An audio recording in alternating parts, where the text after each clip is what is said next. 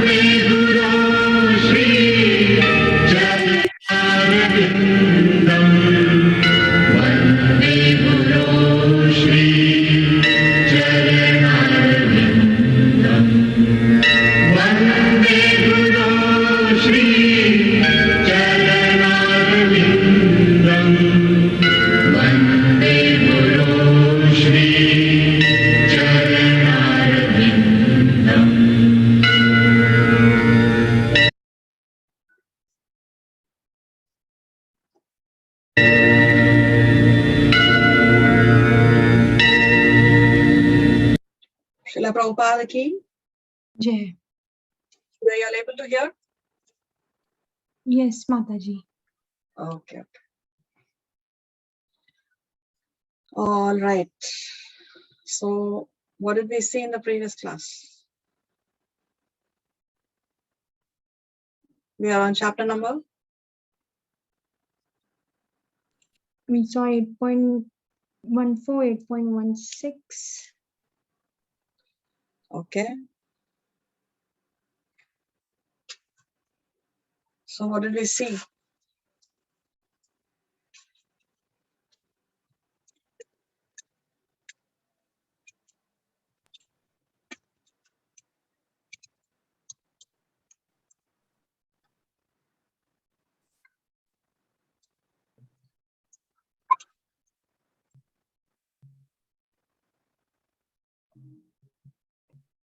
Pure devotional service, pure bhakti is Ananya Chaita, undeviating mind. Yes, very nice. And the bhaktas, the real bhaktas or the true bhaktas, they see the material world not as suffering but engagement or to utilize their life in the service of the Lord. Yes, yes. So we saw how different people perceive the world in different ways, isn't it?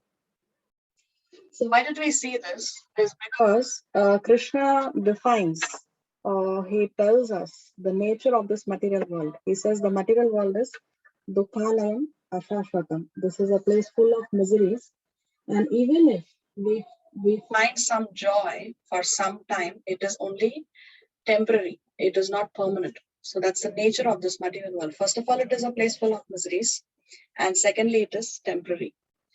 So how many planets out of the 14 planetary systems are places of misery? We know that there are 14 planetary systems, isn't it here? So which of these are places of misery according to Krishna?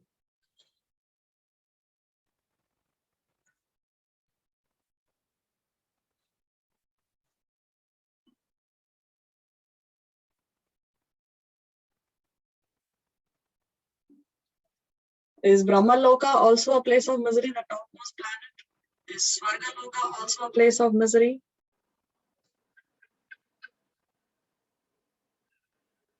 What do you think, Harman? I'm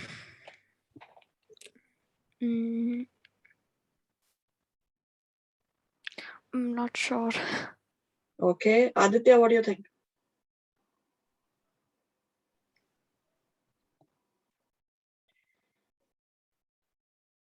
Varun, Aditya, are you all there? Yeah, I'm here. Okay, so what do you think?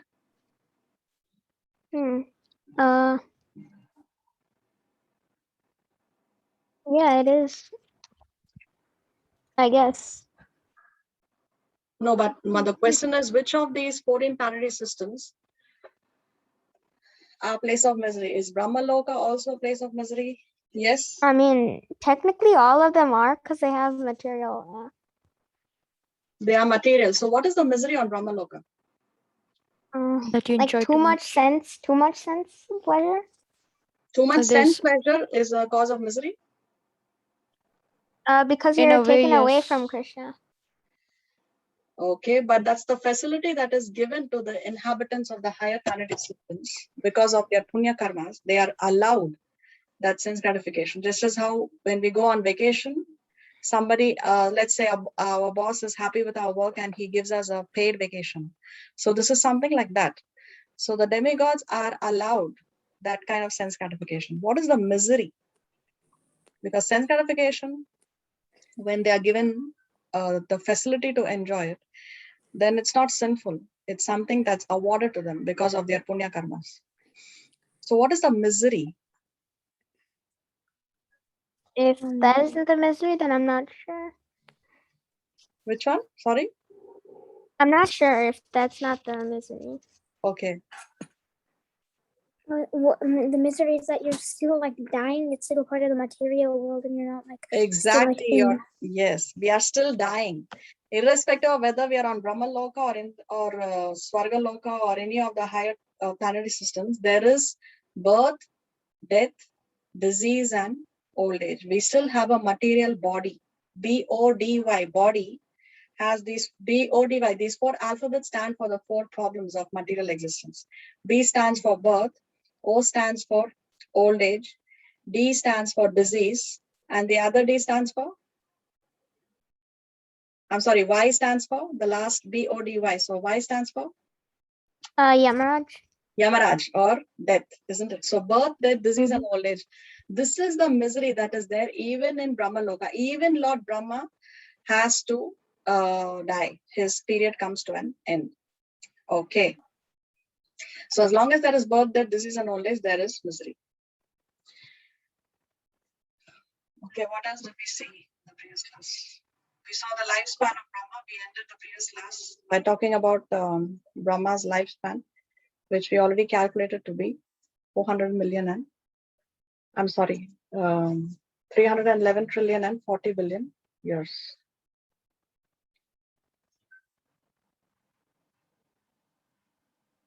So we had a homework for the previous class. Did you all read this past time?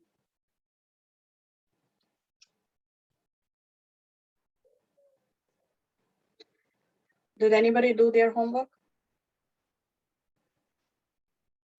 Did anybody read this past time?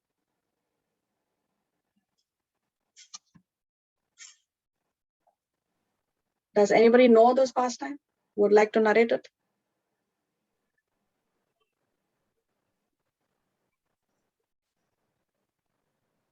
Vrinda Gopika I Mataji? don't know it. Hare Okay, Krishna Mataji, with your Hare Krishna. permission, it's a Brahma Mohan Lila Mataji. Okay, but do you know the Hare Leela? Krishna. Can you tell the story?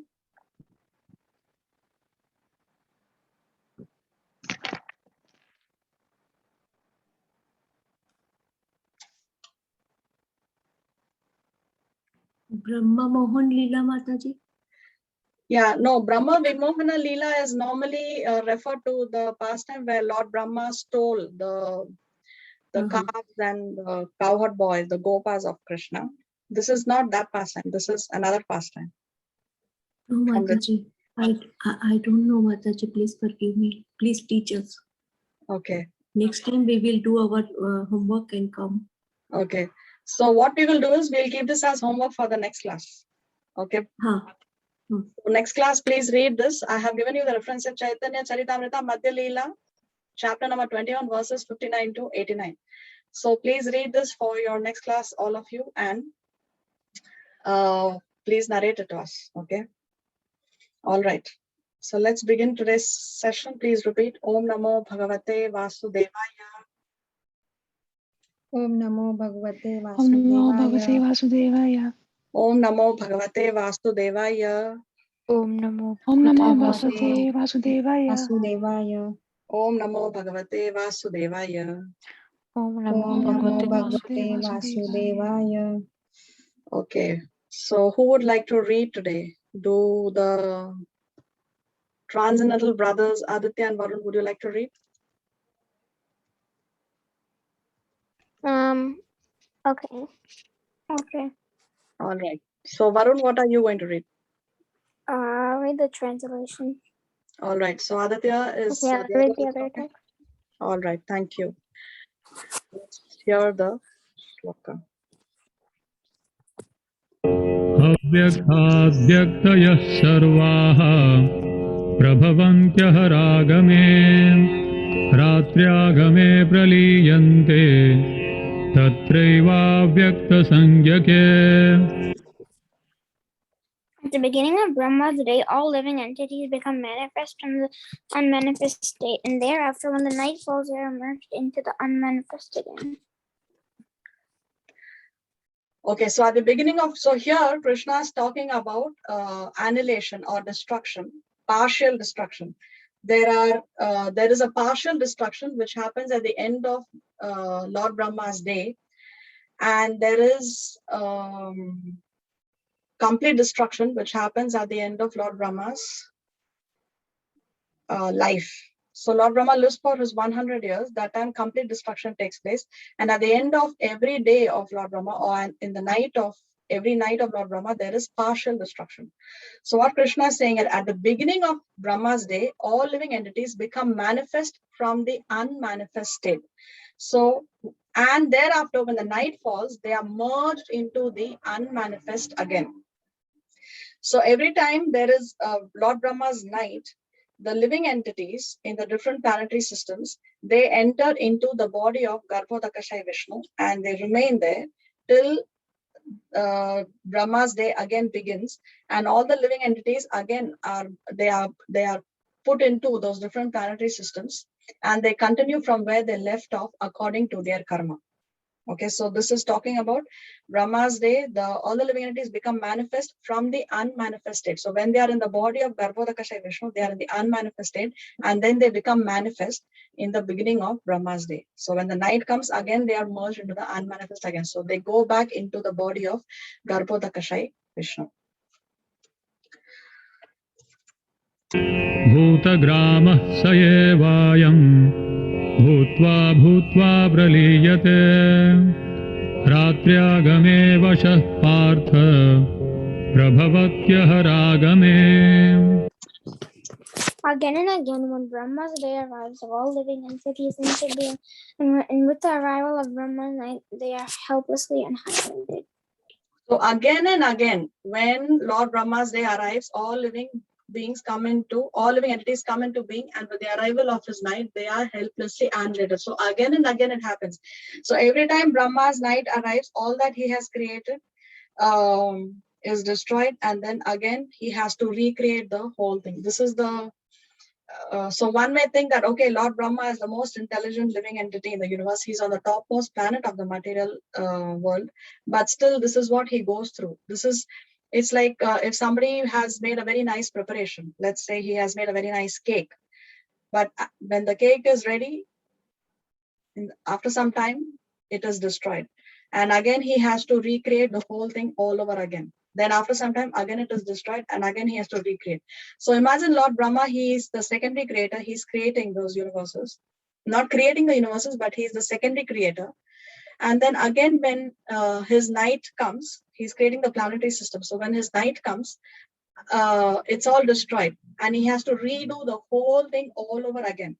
And this he has to do every single day of his life. So that's the feeling that Lord Brahma goes through.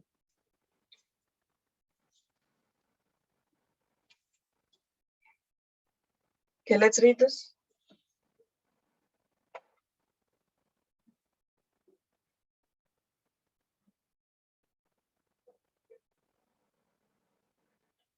Are you there, Aditya? Well, okay, yeah. Sorry, I was fixing my microphone. One lifespan of Brahma is Okay, 100 can years. you go a little slow, please? Slow. Yeah.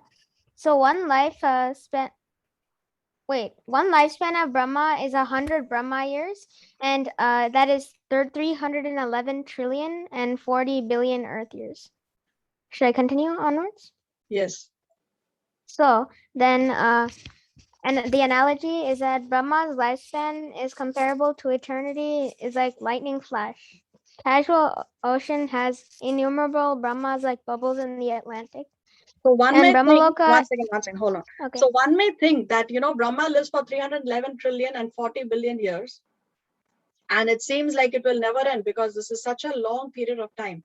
But from the point of view of eternity, this is just compared to bubbles in the ocean. How long does a bubble last in the ocean? Hardly anything, isn't it?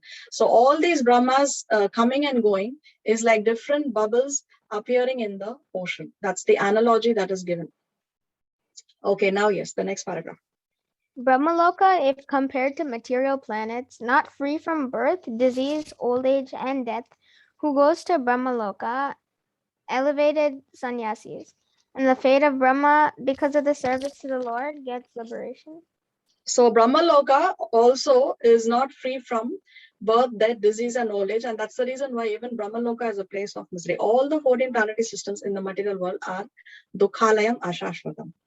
What is the fate of Lord Brahma? What happens to Lord Brahma once he finishes his term of 100 years? So as we discussed, Brahma is a post, and once his life span comes to an end, then somebody else who's qualified for the post is appointed as Lord Brahma.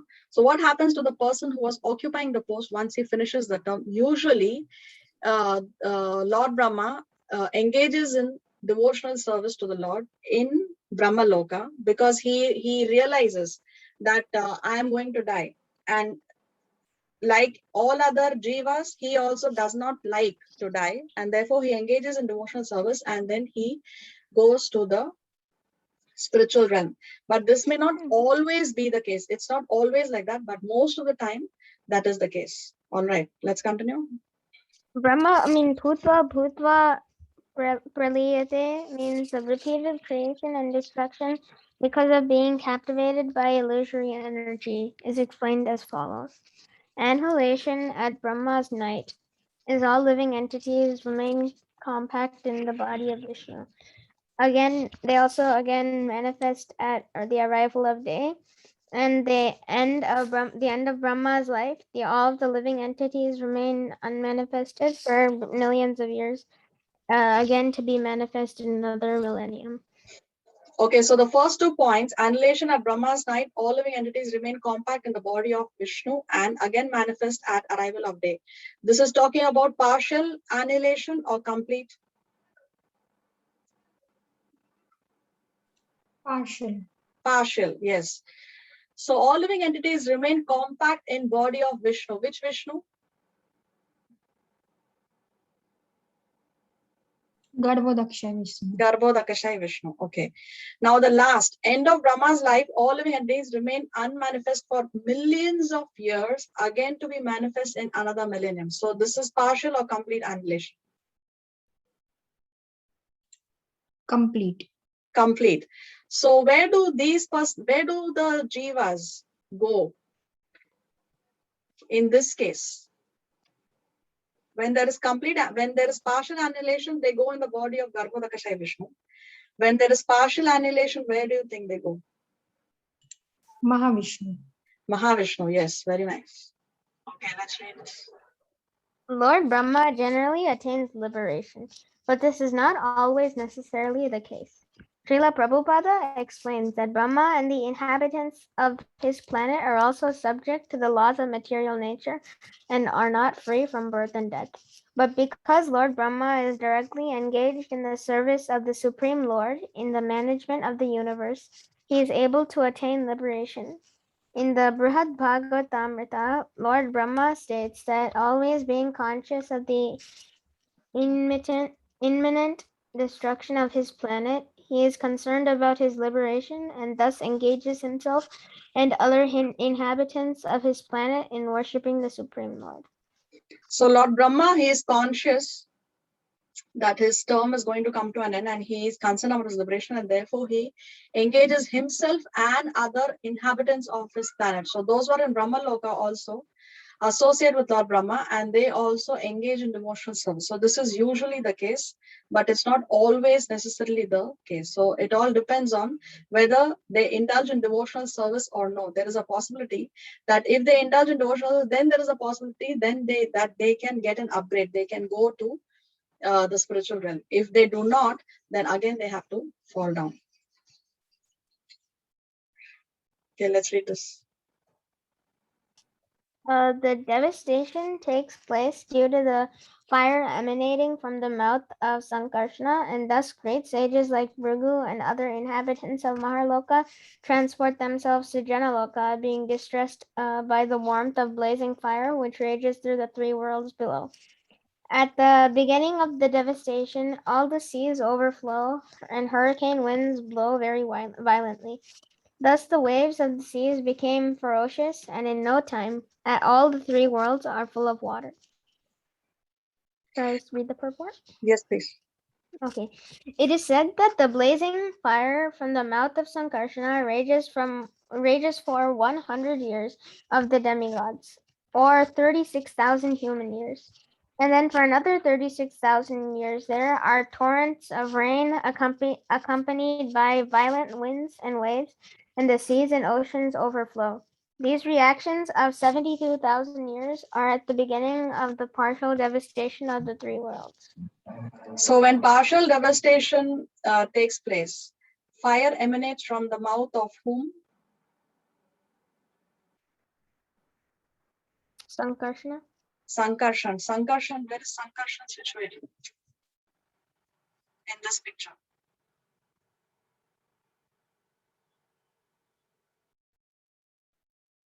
Top of Satyaloka? No.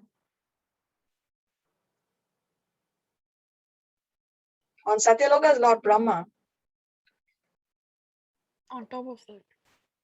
On top of him, I don't see any personality there. On the left of Lord Brahma is Kshirodakashayi Vishnu, is the abode of Kshirodakashayi Vishnu. And to the right of Lord Brahma is Lord Shiva in the picture. So where is Sankarshan? Who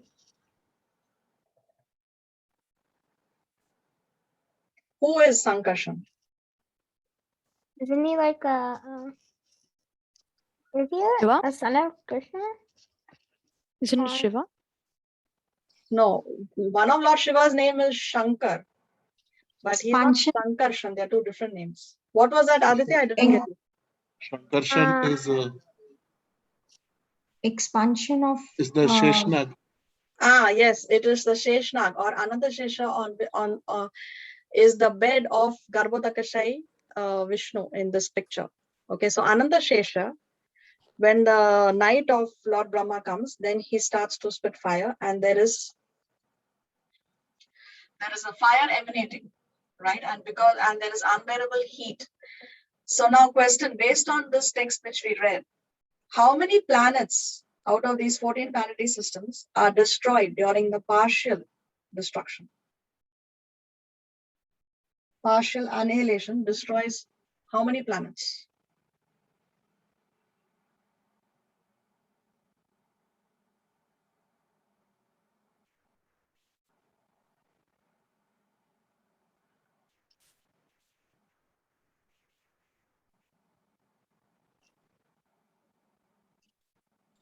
Here it's written partial devastation of 3 worlds. 3. Yes. Wait, what 3 worlds? 3 worlds are devastated. Yeah. So let's to be more specific, out of the 14 planetary systems, which planetary systems and how many? So 3 worlds here refer to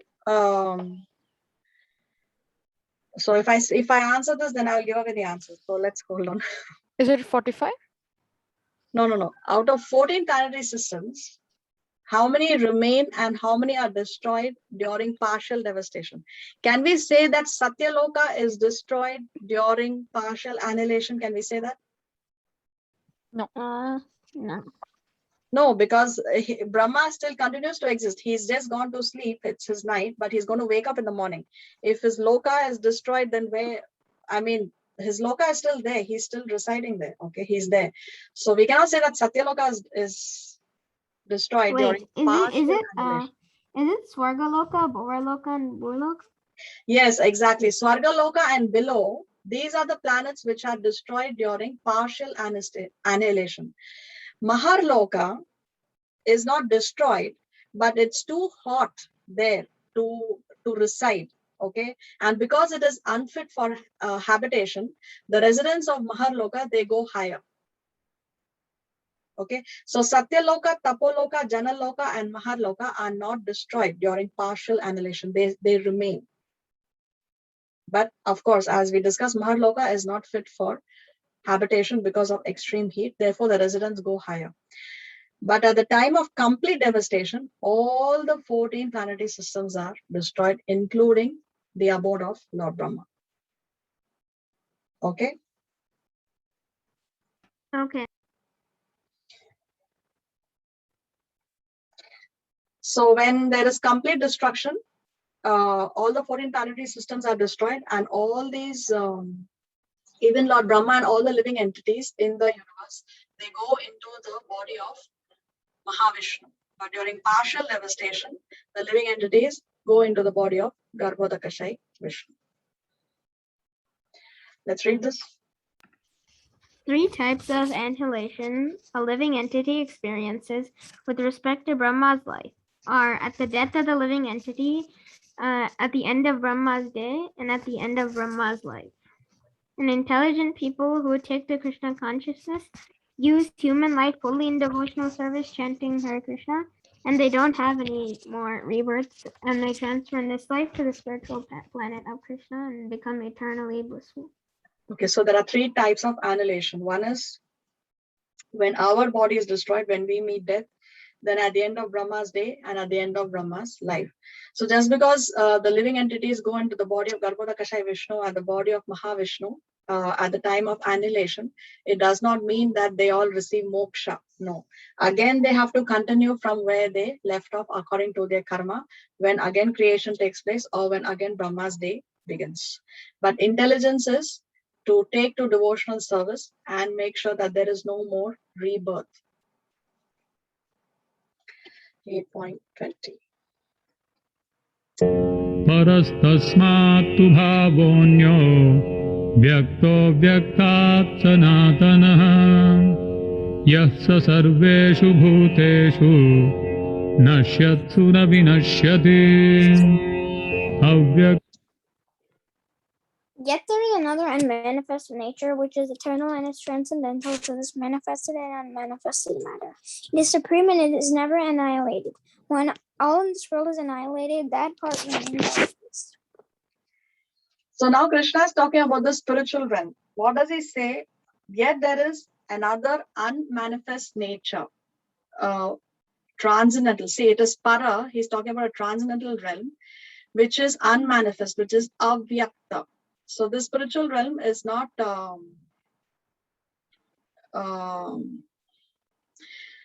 it is transcendental to this manifested and unmanifested matter. So here, manifested and unmanifested matter refers to the material realm, because this material world is sometimes manifested and sometimes unmanifested. There is creation and there is destruction. But Krishna is saying that there is yet another unmanifest nature. So the spiritual realm is unmanifest to the material, or if one looks at the material from the material angle of vision, then one cannot understand that there is a spiritual world, there is a spiritual nature. That's why here Krishna is saying there is another unmanifest nature, which is eternal and is transcendental to this unmanifested and to this manifested and unmanifested matter. Then he says it is supreme and it is never annihilated. So that abode, that spiritual abode is the supreme, is the topmost, and it is never destroyed. It's not destroyed neither partially nor completely. When all this world is annihilated, that part remains as it is. So what is Krishna saying? Yes, sarveshu bhuteshu nashyatsu. When everything else, sarveshu bhuteshu, when everything else is destroyed, that abode na vinashyati. That abode is not destroyed. So he is contrasting the spiritual realm with the material realm.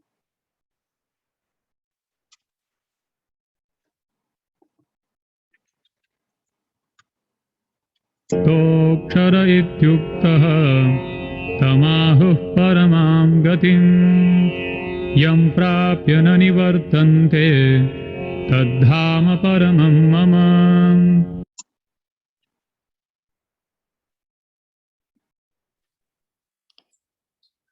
That which the Vedantas describe as unmanifest and infallible, that which is known as a supreme destination, that place from which, having attained it, one never returns. That is my supreme abode. So in case anybody asks or questions, oh, why should I believe that Krishna's abode is the topmost planet? Why should I believe that there is no planet higher than that of Lord Krishna? Then this is Shastric evidence. And one normally quotes 8.21 in answer to such a question, to give Shastric proof or evidence that Krishna's abode is the topmost abode. Because here, Krishna is using the word Paramam Gatim, topmost planet, and he also said that Dhama, that abode, Paramam, that high abode is Mama, mine. Krishna says. So this is Shastric evidence for the same. In the same shloka where he's talking about the topmost planet, he says that Dhama Paramam Mama, that planet, that highest abode is mine. Krishna says. Okay. So that which the Vedantas describe as unmanifest and infallible. So as I said, spiritual world is described as unmanifest because it is unmanifest from the material angle of vision, or one who looks at it from the material angle of vision, and infallible. It is akshara. Krishna says it never falls down because it is never destroyed. It always remains. That supreme destination is my supreme abode, and having attained it, one never returns. So once we attain to the spiritual realm, then we do not come back. Krishna is reassuring this over and over again in the Bhagavad Gita.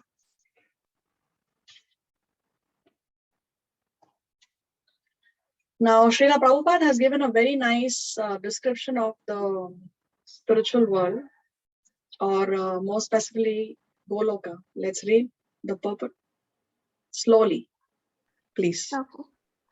The supreme abode of the personality of Godhead Krishna is described in the Brahma Samhita as Chintamani Dhamu, a place where all desires are fulfilled. The supreme abode of Lord Krishna, known as Goloka Vrindavana, is full of palaces made of touchstones. There are also trees, desire trees, that supply any type of eatable, any type of eatable upon demand. And there are cows known as Surabhi cows, which supply a limitless supply of milk. In this abode, the Lord is served by hundreds of thousands of goddesses of fortune, Lakshmis, and is also called Govinda, the primal Lord and the cause of all causes. The Lord is accustomed to blow his flute. His transcendental form is the most attractive in all of the worlds. He is so attractive that, like his beauty, excels the thousands of cupids. He wears saffron cloths, a garland around his neck, and a peacock feather in his hair. In the Bhagavad Gita, Lord Krishna gives only a small hint of his personal abode, Goloka Vrindavana, which is the supermost planet in the spiritual kingdom. A vivid description is given in the Brahma Samhita. Vedic literatures, Katha Upanishad 1.3.11, state that there is nothing superior to the abode of the Supreme Godhead, and that abode is the ultimate destination. Purushan na param kinchit sa kasa paramagatihi. When one attains to it, he never returns to the material world. Krishna's supreme abode and Krishna himself are non-different, being of the same quality. On this earth, Vrindavana, located 90 miles southeast of Delhi, is a replica of that Goloka Vrindavana located in the spiritual sky. When Krishna descended on this earth, he sported on that particular tract of land known as Vrindavana, comprising about 168 square miles in the district of Mathura, India. So Lord Brahma composed a Brahma Samhita or prayers to glorify Krishna. And in that Brahma Samhita, it's also available in your Veda base. You can read it if you like. Brahma Samhita was translated by His Divine Grace, Srila Bhakti Siddhanta Saraswati Thakur, the spiritual master of Srila Prabhupada. So Lord Brahma, he describes Goloka as Chintamani Dham, a place where all desires are fulfilled. Chintamani means touchstone. Okay. All right. So there are trees called desire trees that supply any type of eatable upon demand. So if we have the desire to eat something, we don't have to go to the supermarket, purchase the stuff, and then cook. We just express our desire, and there are trees that are going to fulfill whatever we want to have. So there are desire trees, and there are Surabhi cows which supply a limitless supply of milk. Then in that abode in Goloka, the Lord is served by hundreds of thousands of goddesses of fortune. By hundreds of thousands of Lakshmis, he is served. What name of Krishna means that he is the husband of the goddess of fortune?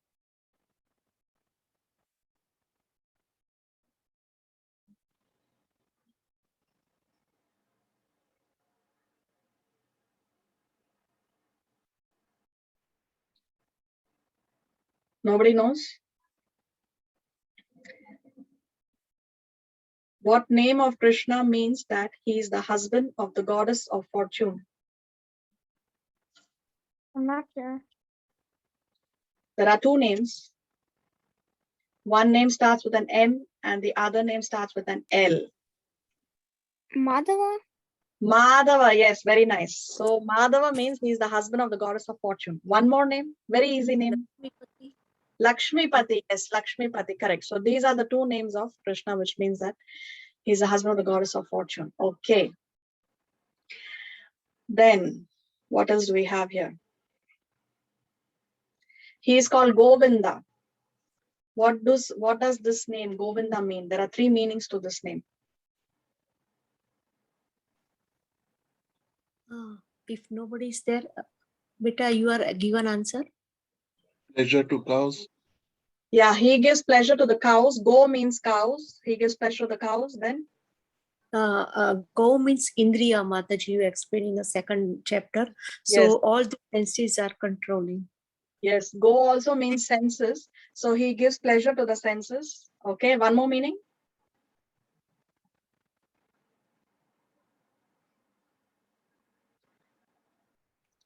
If nobody is there, go means Gaya Ranis को चराने लेके जाते हैं.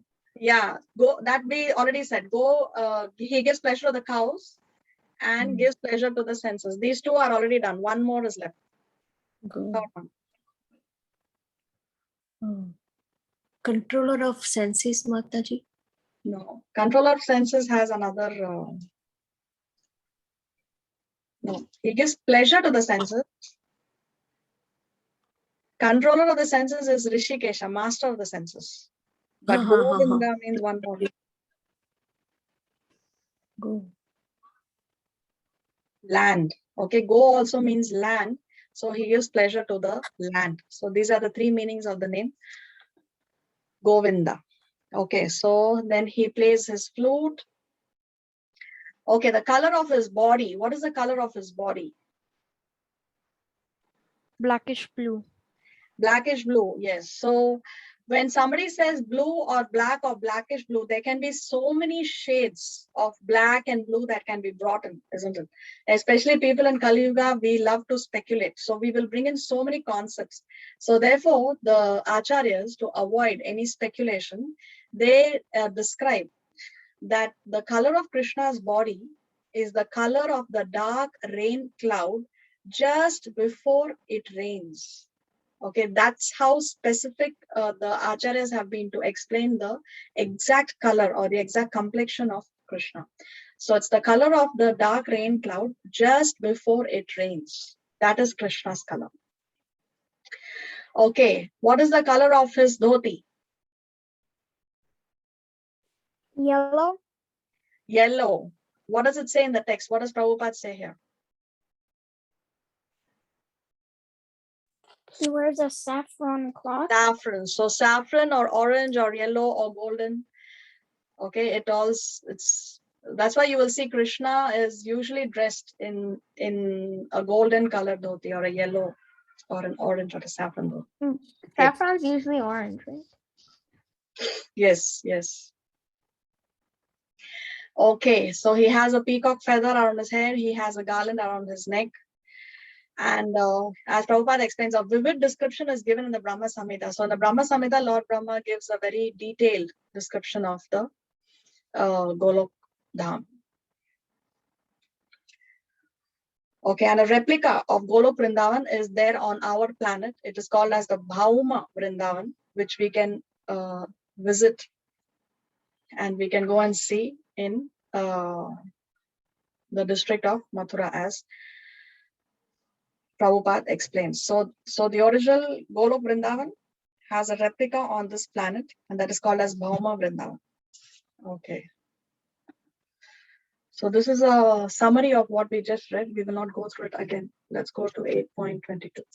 Purushah saparah partha bhaktya labhyastvанanyaya yasyantasthani bhutani yena sarvamidam tatam.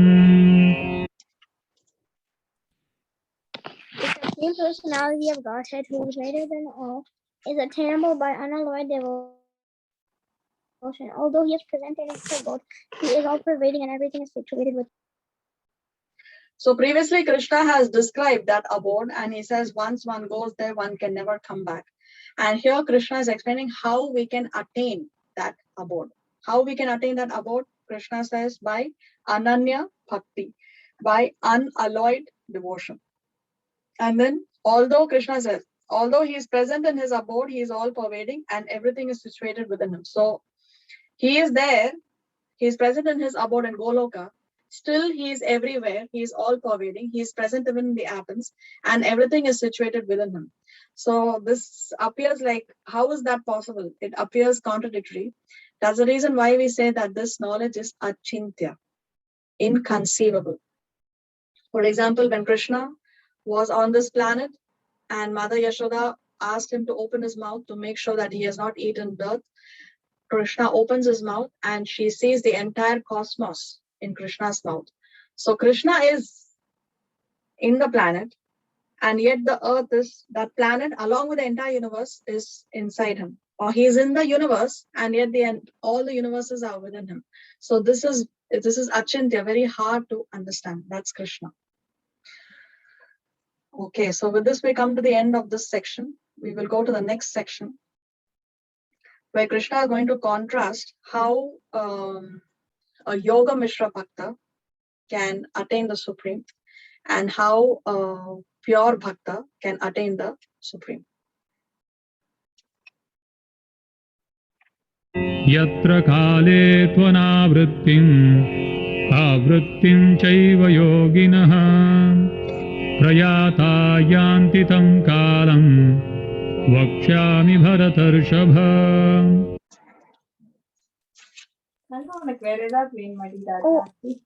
Oh, best of the Bhagatas, I shall now explain to you the different times at which, passing away from this world, the yogi does or does not come back.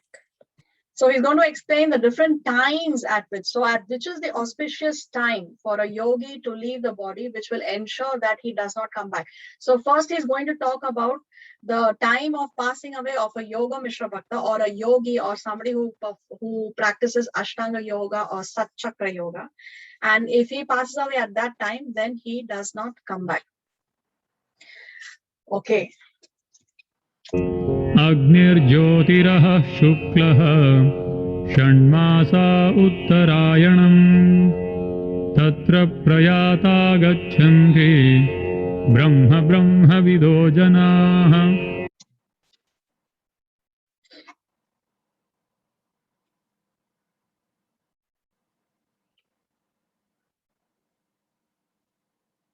Aditya?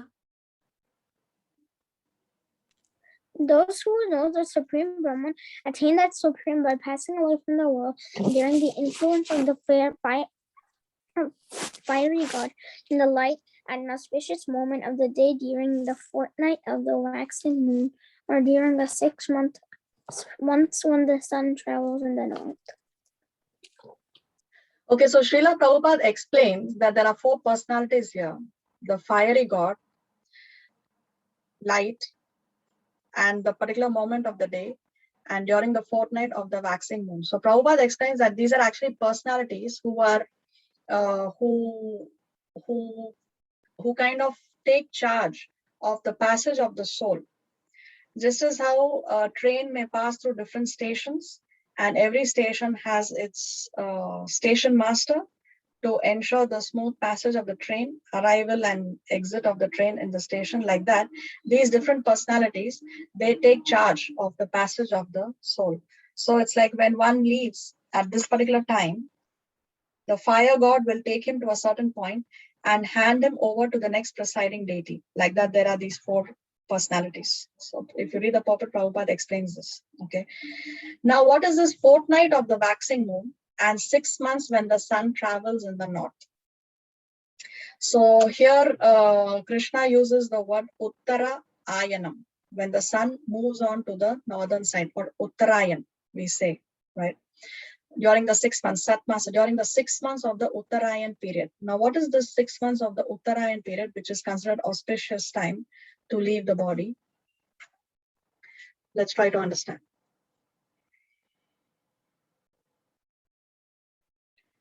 Can you read? Okay, so the term Uttarayana derived from Uttara north and Ayana movement, indicating the northward movement of the sun. Makar Shankaranti marks the beginning of this upward movement. Lord Surya, on his dazzling chariot that has thousands of spokes and magnificent wheels, and driven by 7 horses, begins his journey northward. It begins mid-January and ends mid-July approximately. This is the daytime of the demigods. Continue. Dakshinayana is a 6-month period when the sun travels toward the south. It begins on Karka Shankranti in mid-July. Dakshinayana marks the period when the gods and goddesses are in their celestial sleep. It's the nighttime of the demigods. So Uttarayan is when the sun begins to move northward. That's why the word Uttarayana. So the sun is moving upward, and that is considered auspicious time. So the sun god is depicted as riding on a chariot, and his chariot is pulled by 7 horses, and he also has a chariot driver. And when the sun begins its descent or goes down south, then that period is called as the Dakshinayana. So during the Uttarayana, it's the daytime of the demigods, and Dakshinayana is the night time of the demigods. So Krishna says this Uttarayan is auspicious time to leave the body. Okay, I think Harman raised his hand. You have a doubt, Harman? Yeah, I have a doubt. So Uttarayana is 6 months and Dakshinayana is 6 months also, like 1 year of us. Yes, exactly. And is 1 Yes. day of them. Yes, correct. So the auspicious time to leave the body is Uttarayana, right? Correct. Okay. Yeah.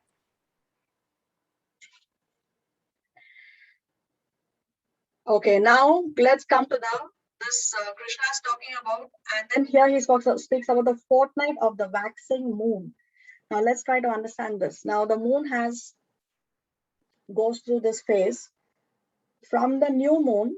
Now we are looking at this the picture in the lower half of the screen in an anti-clockwise direction. Okay, so there is Amavasya or new moon. From the Amavasya to Purnima or full moon, there is the moon is waxing, it's growing in size. Okay, and this takes 15 days. Now, once it reaches full moon, after Purnima, the size of the moon reduces. It's reducing, it's waning, and then it reduces until it comes to 0 or new moon or no moon or Amavasya. That's again another 15-day period. So if somebody passes away during the period of the waxing moon, that is auspicious, but passing away during the waning moon is considered inauspicious. Krishna says. So the 11th day of this waxing and the waning moon is called as Ekadashi. Ekadasi, yes. Ekadasi. Eka means 1. Dashi means 10. 10 plus 1 is 11. So it's the 11th day of the waxing or the waning moon. Anyway. Let's read this. The word ayana means path or going. The 6 months when the sun moves toward the north are called Uttarayana, or the northern path, and the 6 months when it moves south is called Dakshinayana, or the southern path. These are mentioned in Bhagavad Gita 8.24 and 25.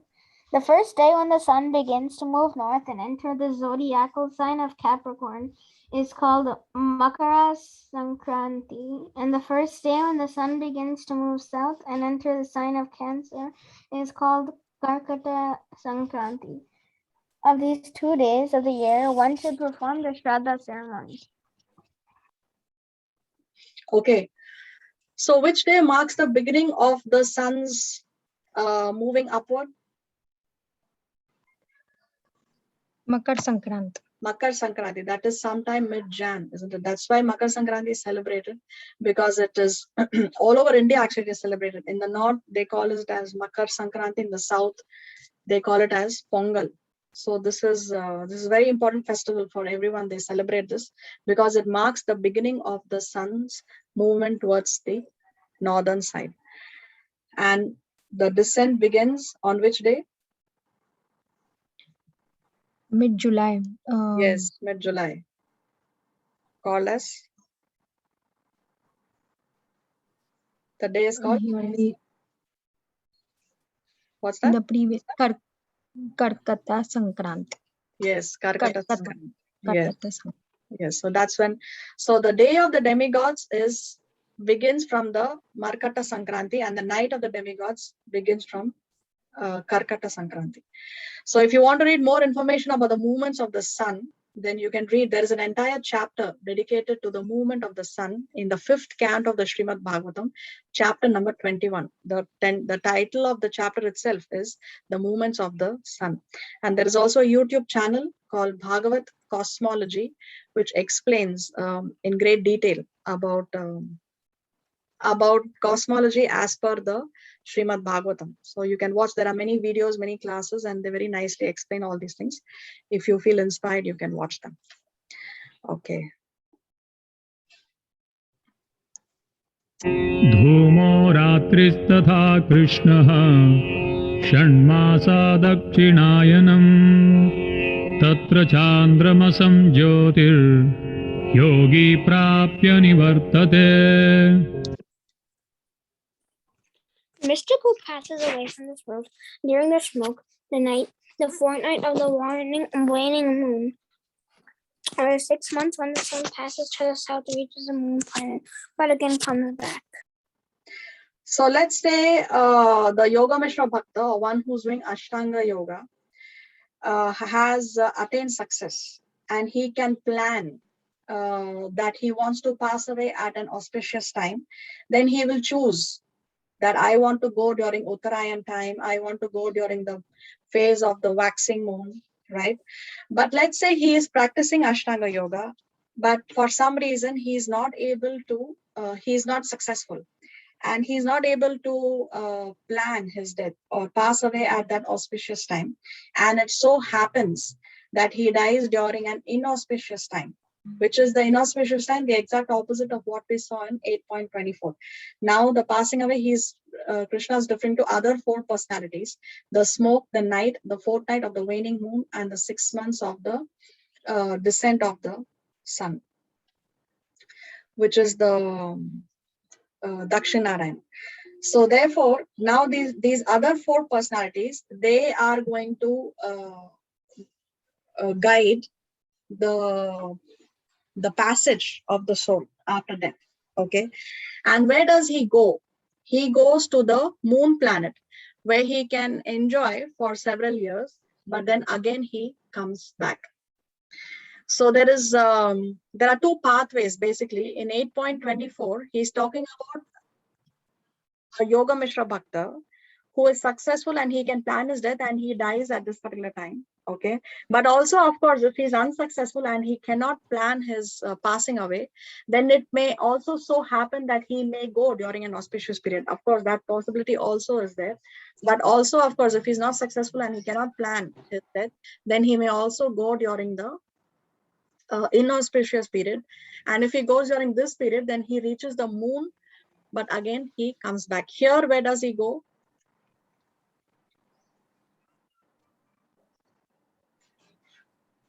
Here, where does he go in 8.24?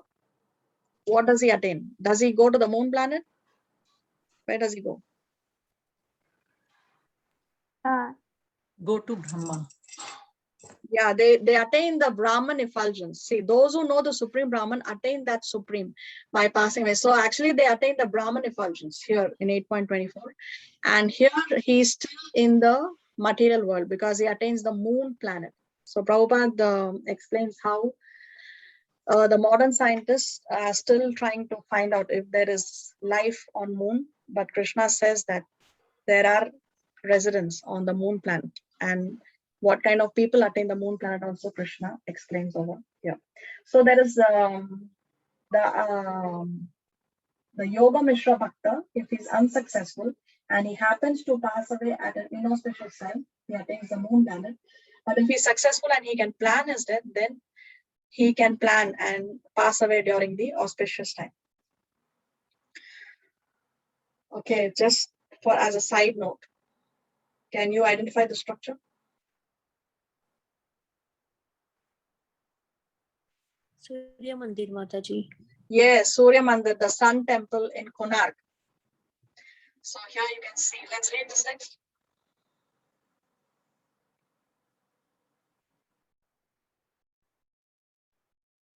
Aditya. Oh, okay.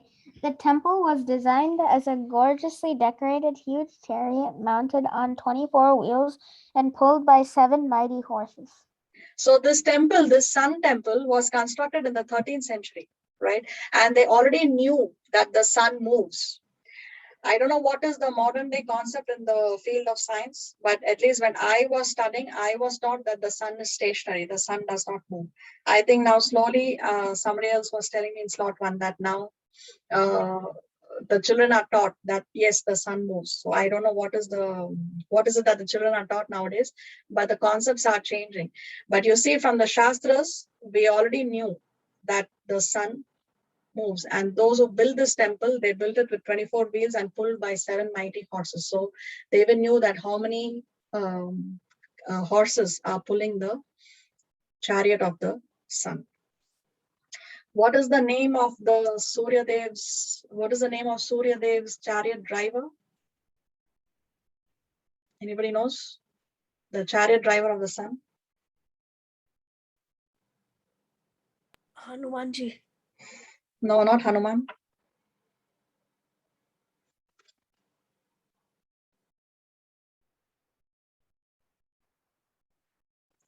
Varun Dev. Aruna. His name is Aruna. Okay. The chariot driver of Surya Dev is Aruna. Okay. Let's go to 26. Shukla Krishne gati hete Jagatah shashvate mate Ekaya yatyana vrittim Anyaya vartate punaha. According to Vedic opinion, there are 2 ways of passing in this world, one in light and one in darkness. When one passes in light, he does not come back, but when one passes in darkness, he returns. So basically 26 is a summary of verse 24 and 25. Krishna is summarizing the 2 ways of passing away from this world. So if one goes in light, then he does not come back. When one goes in darkness, he returns. Let's read this. Ways of leaving the body.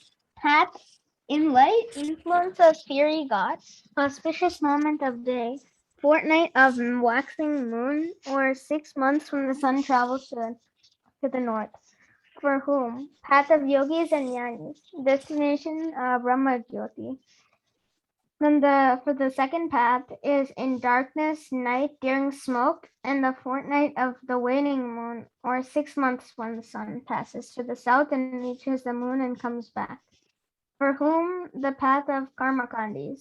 Destination, they attain heavenly planets, then come back to Earth. And then the third path is at any time, and for unalloyed devotees, and the destination is Krishna. Okay, so most human population, we cannot control at what time we are going to pass away. That we cannot control. And therefore, if one engages in devotional service, then irrespective of whether the time is auspicious or inauspicious, irrespective of whether the sun is going north or going south, irrespective of whether the moon is waxing or waning, still we can attain Goloka. So we don't have to depend on the time of death for our future journey towards the spiritual realm. That is the advantage of taking to Bhakti Yoga. Okay, let's read this. Can one choose the time of leaving? An expert yogi can choose. If not expert in choosing, then it depends upon accident or destiny. Nothing happens by chance. There's a reason for everything. How to reconcile the above two seemingly contradicting? Isn't this unfair that one accidentally passes away at an auspicious time and attains a higher abode? So see, there are two statements here. One is, first of all, we have established that an expert yogi can choose. If he is successful, then he can choose to pass away at a certain time. For example, Bhishma Dev, he chose to leave his body during the Uttarayan period. He waited for the sun to come to Uttarayan, and that's when he gave up his body. But anyway, if one is not expert in choosing, then it depends upon accident or destiny.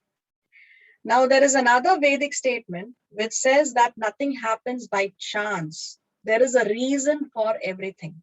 Okay, there is a reason for everything. Only thing is that the cause is unknown to us, but nothing happens by chance. It's not just by chance that somebody meets with an accident. It's not just by chance that somebody was murdered, somebody was robbed, somebody's hand got cut. It's not a chance. It is because of our past karma that such things happen. The thing is, the reason is unknown. We don't know the reason for it. Okay, so that's one Vedic statement. Now, on one side, we say when one is not expert in choosing, it depends, the passing away depends upon accident or destiny. And on the other side, we say that nothing happens by chance. So how to reconcile these two statements that appear to contradict each other? How are we going to reconcile this?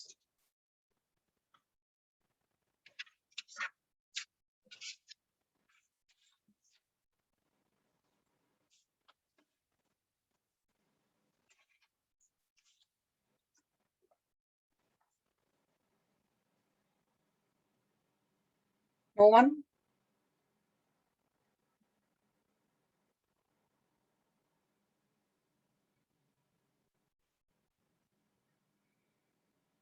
So passing away accidentally at a particular time doesn't mean that that happened by chance. I have a question.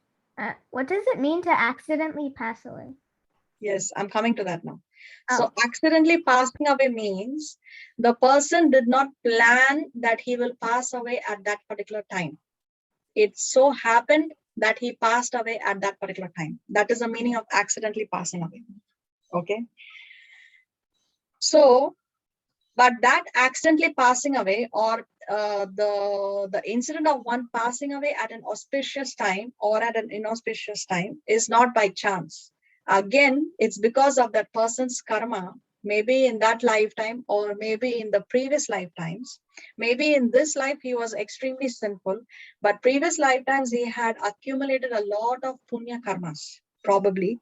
So that's why it happened that although he didn't plan to pass away during an auspicious moment, during the Uttarayan period or during the phase of the waxing moon, it so happened that he passed away at an auspicious time. So again, that is not by chance. There is a reason for it. The reason is his own good karma. Okay, so Therefore, we can reconcile these two statements. These two statements are not contradicting. Is it unfair that one accidentally passes away at an auspicious time and attains a higher abode? No, it is not unfair, because again, as we explained, it is because of the karma of that person. Okay. Now, question. If one plans to, sorry, what's that?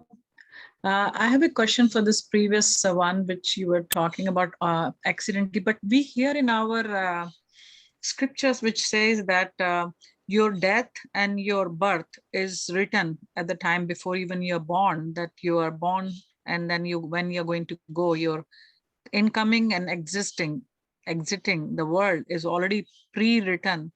So when you say accidentally, I kind of get confused, because how can it be an accident if it's written already earlier in our scripture, which says that you decide when to leave and when to come. And even I hear that it is like a blueprint is made. You choose with whom you want to be, especially your parents, your children, your spouse, then it is already, the blueprint is there of your life. So it is not, of course, by chance, which is a true statement, which I agree. But the other one, accidentally you die, that I feel little bit confusing at present. Yeah, so accidentally dying means I did not plan that I will die at a certain time. So the yogis, when the Ashtanga yogis, when they do this Ashtanga yoga, when they raise the life force from the lower chakras to the higher chakras, and then they maintain the chakra in between their eyebrows. All right.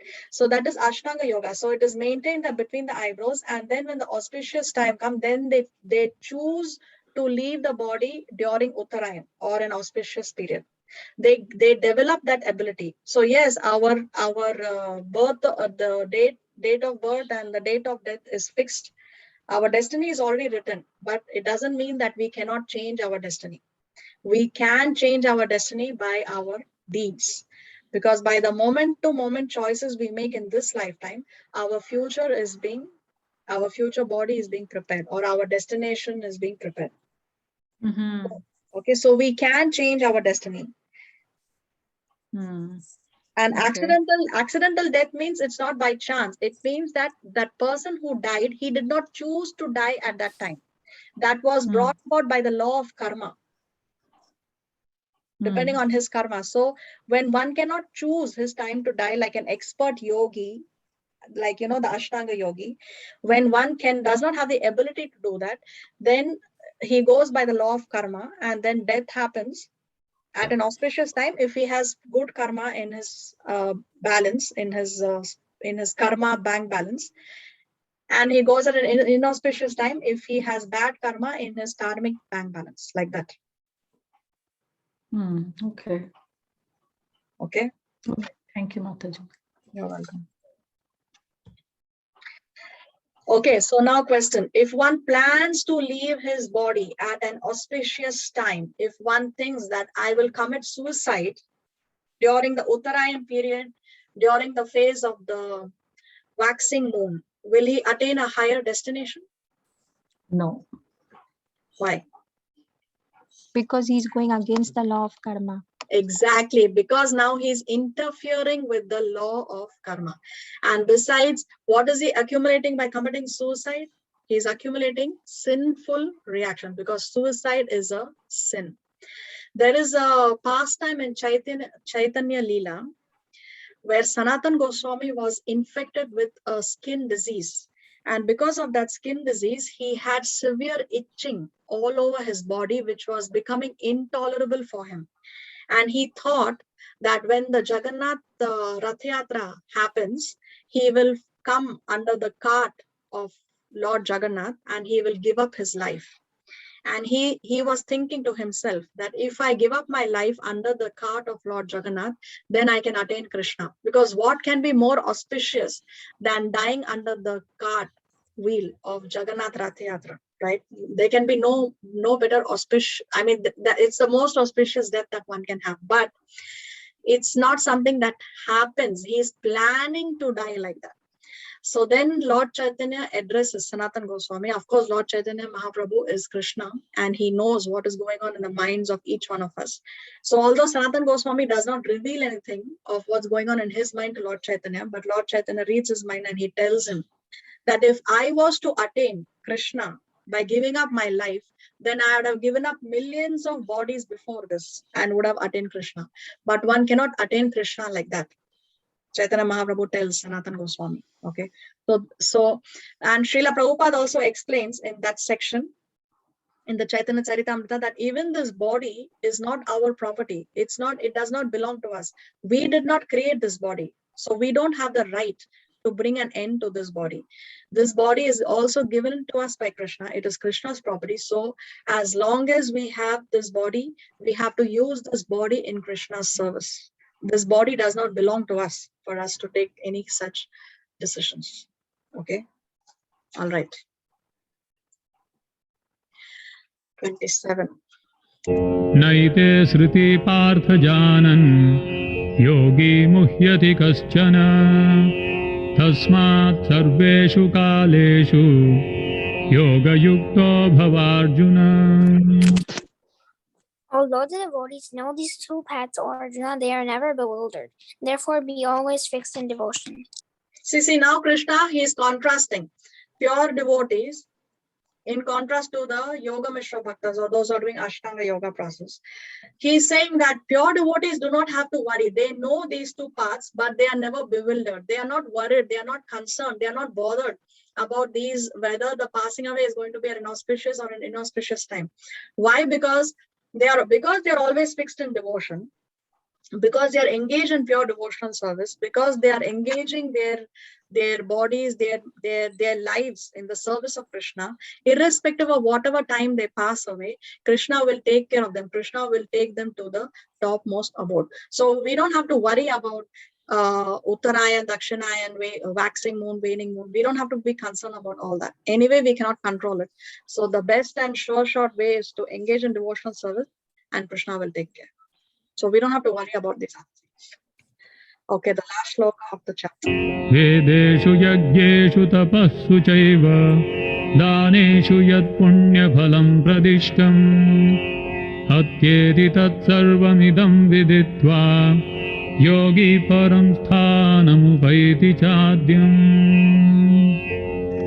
ॐ तत्सदिति श्रीमद्भगवद्गीतासूपनिषत्सु ब्रह्मविद्यायां योगशास्त्रे श्रीकृष्णार्जुनसंवादे अक्षरब्रह्मयोगो नाम अष्टमोऽध्यायः.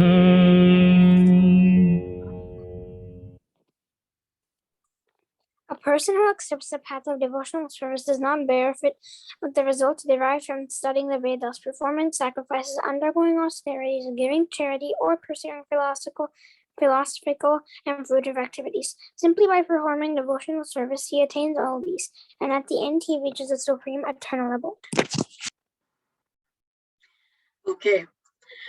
So what Krishna is saying here is when one does devotional service, he automatically gets the benefit that someone may derive from doing other activities. So when one studies the Vedas, he gets certain benefits, right? Some results. Now that result is got by one who does devotional service by default. When one does yajnas, he gets some benefits, but a person who's doing devotional service, he gets those benefits by default. So like that, Vedeshu Yagneshu Tapasu. When you're reading the Vedas, when you're doing the Yagnas or you're doing tapas, any kind of austerity, you get the same benefit. Daneshu, even you get the benefit of doing any kind of charity. Punya Phalam. So when you're doing some kind of fruitive activities, some punya activities, some punya karmas, or you're pursuing some philosophical fruitive activities, then also the benefits that one derives from that is automatically got by somebody who's doing devotional service. It's not that because he is doing devotional service, he is not getting the benefit of doing charity or doing yajnas or doing some tapasya. No, he is not losing out on all these activities. By default, he gets the benefit of all these. Okay, so simply by performing devotional service, that's why Krishna says that this is very, very simple. Simply by performing devotional service, he attains all these, and at the end, he reaches the supreme eternal abode. So in maths, we have this concept, subset and superset. A is a subset of B, B is the superset of A. So whatever is in A is automatically there in B. So therefore, all these activities, studying the Vedas, performing sacrifices, undergoing austerities, charity, pursuing philosophical and fruitive activities, which are activities that are done by one who follows Karma Yoga, Jnana Yoga, and Dhyana Yoga, automatically all these benefits of all these yoga systems are there when one engages in Bhakti Yoga or when one engages in devotional service.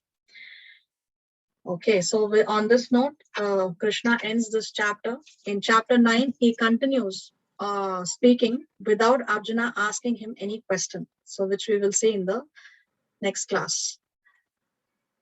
So by the mercy of Guru and Krishna, we have come to the end of chapter number 8. Srila Prabhupada ki Jai. Srila Prabhupada ki jai, Ji Sanam Mata ji ki jai, Shri Bhagavad Gita ki jai, all Bhakta Vrunda ki jai. Jai Shri Krishna. Vanchakalpatarubhasya Kripa Sindhamaya Vacha Patitanam Pavanebhyo Vaishnavabhyo Namo Namo.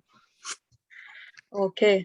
So as I said in the next class, if Krishna so sanctions, we'll begin with chapter 9. Chapter 9 is titled The Most Confidential Knowledge, and it is in the core of the Bhakti section. It is the heart of the Bhakti section, because remember the middle six, we discussed how the middle 6 chapters are the most important, right? So 9 and 10 are in the middle of the middle 6 chapters. So it's the core or the heart of the Gita. And chapter 9, Krishna speaks without Arjuna asking him any question. And throughout the chapter, only Krishna speaks. So it's the ecstasy that's flowing from Krishna's heart in chapter number 9, which if Krishna so sanctions, we will see in the next class. Okay, does anybody have a question from today's session before we have the singing sessions?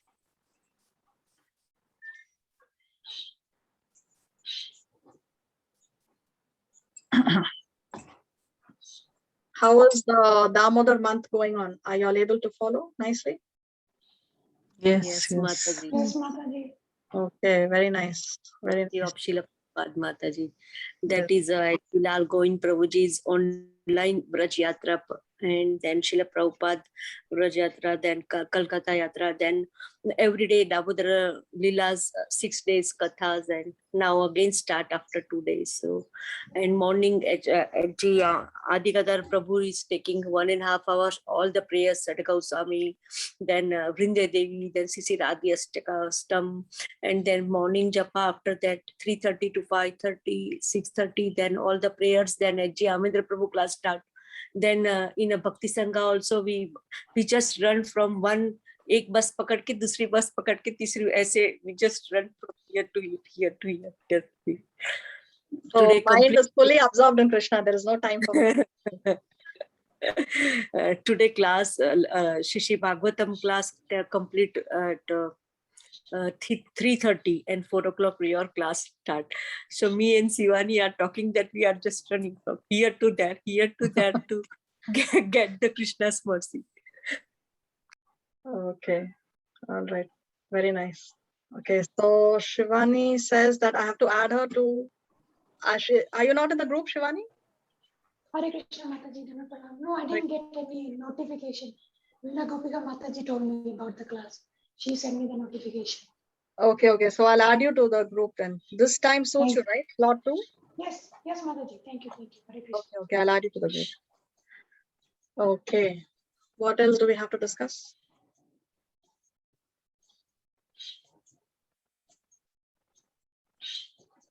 Hare Krishna Mataji. Hare Krishna. I have one question.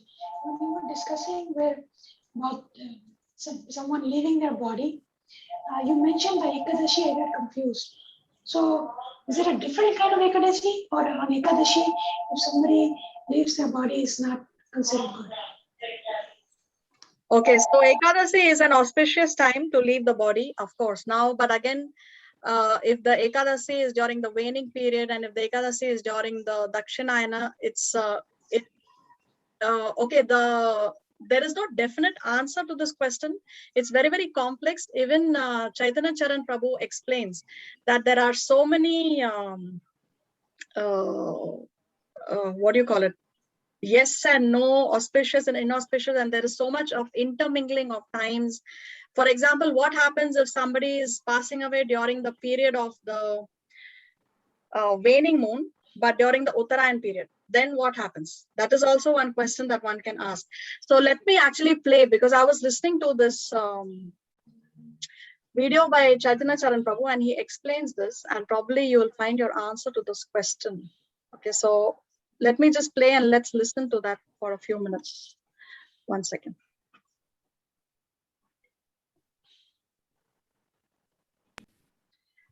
Can you see the YouTube screen? Yes. Okay, let's here. Prabhupada quotes this from the Baldev Darshan, who is quoting it in his Vedanta Sutra commentary, Chandogya Upanishad. Now, this whole thing, what he's talked about, Baldev Darshan talks about it in his Govinda Bhashya commentary also, quite extensively analyzes this. And there he explains this, as Prabhupada also quotes it, non-literally, not just these particular times. And because if they were just specific times, then there is often an overlapping or a contradiction. Because it means Uttarayan, that is 6 months, but within that we have to have day and we have to have night.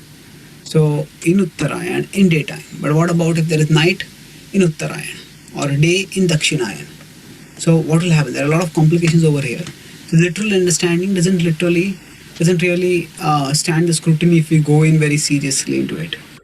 So he gives an explanation that this is referring to deities and referring to Kala doesn't necessarily refer to time only. Kala can refer to time, but also refers to path.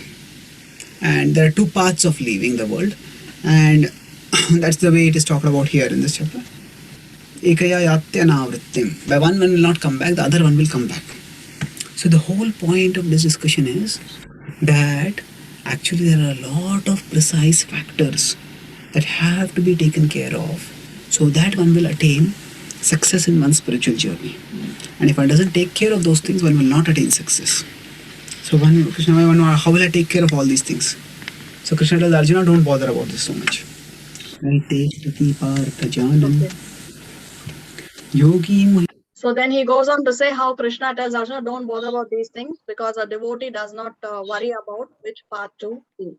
So as Chaitanya Charan Prabhu also said, it's very complex, and there are complexities, and if we try to literally understand, then we will not be able to understand this. This is what he says. Okay, thank you so much, Mataji. Hare Krishna. Hare Krishna. Mataji, with your with an Aditya's thing, bhajan, Mataji. Yes, we are waiting for Aditya. We've been missing bhajans. Okay, I'll sing that one the rest of them. Oh, wonderful. Perfect. Okay. Nama, no, no. Aditya, turn on your video. Okay.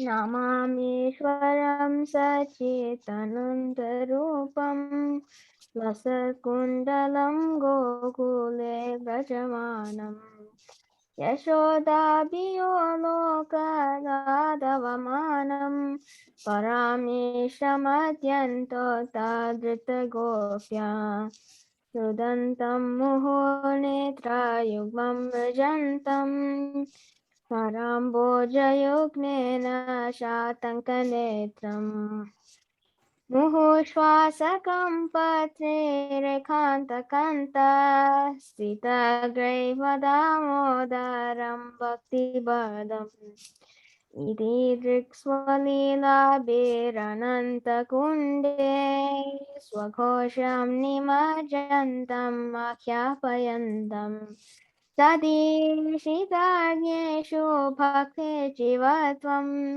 Puna prematastam shatavriti vande Param deva moksham na moksham vadimba न चम्यं वृणेऽहं वरेशादपीह इदं ते वपुनाथ गोपालबालम् तथा मे मनस्य वीरस्तं किमन्ये इदं ते मुकाम्बोजम् अत्यन्तनीले वृतं कुण्डलै स्निग्धरक्तैषगोप्या मुहुश्चुम्बितं बिम्बरक्ताधरं मे मनस्य विरस्तं मलं लक्षलाभे नमो देवदामोदरनन्तविष्णु प्रसीद प्रभो दुःखजलाब्धिमग्नम्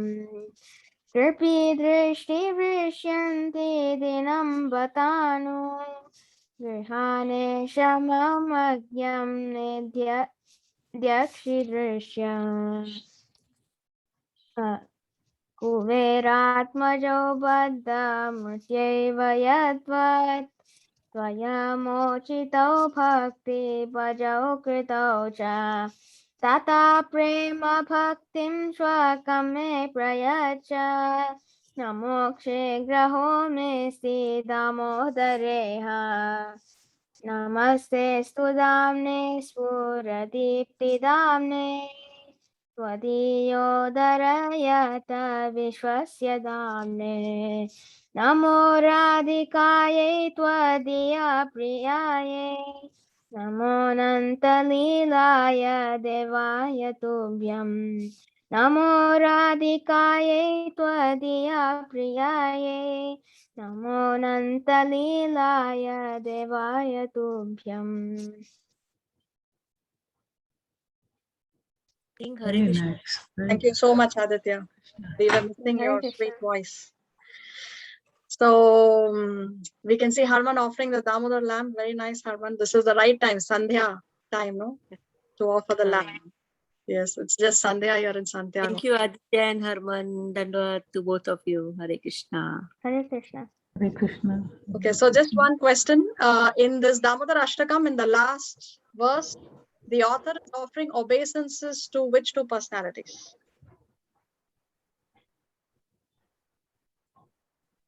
Srimati Shishi Radharani and Yes. Satyavrata. Satyavrata Muni is the author of this. So he is offering obeisance to Srimati Radharani. Srimati Radharani and Krishna. No.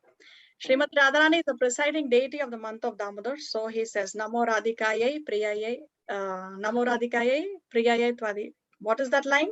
Namo Radhikayai Namo Twadi Radhikayai. Priyayai. Yes. Namo Radhikaya. Priyayai Twadiya Priyayai. So he's offering his respects to Srimati, obeisances to Srimati Radharani and Anantalilaya Devaya Tubhyam. Namaste Stu Namaste Stu. Damne Skuradipti Damne. So what is that Damne? He's offering his Namaste to Namaste Stu Damne Skuradipti Damne. What is that? Golden Rati. To the rope. Pray to Golden To the rope. He's offering his obeisance to the rope. Imagine that rope which has managed to tie the Ananta, the Supreme Personality of Godhead. So he's offering obeisance to that rope also, which was able to tie Krishna and of course Srimati Radharani. Okay, so on that note, we'll end today's session. Hope to see you all in the next class. Till then, have a very nice week. Many upcoming festivals. There is Diwali coming up also. So wish you all a very happy Diwali in advance. And see you all next Saturday. Thank you all very much. Happy Diwali to you also, Hare Mataji, Krishna. and Hare everyone Krishna. else. Thank you, Hare Mataji. Krishna. Thank you, Hare Mataji. Krishna. Hare Please Krishna. pray for Hare all of us. Krishna and Pranam. Thank you, Thank Mataji. you. Hare Krishna. Happy Ekadashi to everybody tomorrow. Yes, tomorrow's Hare Ekadasi also. Very nice. Thank you. Happy Ekadasi. Happy Ekadashi.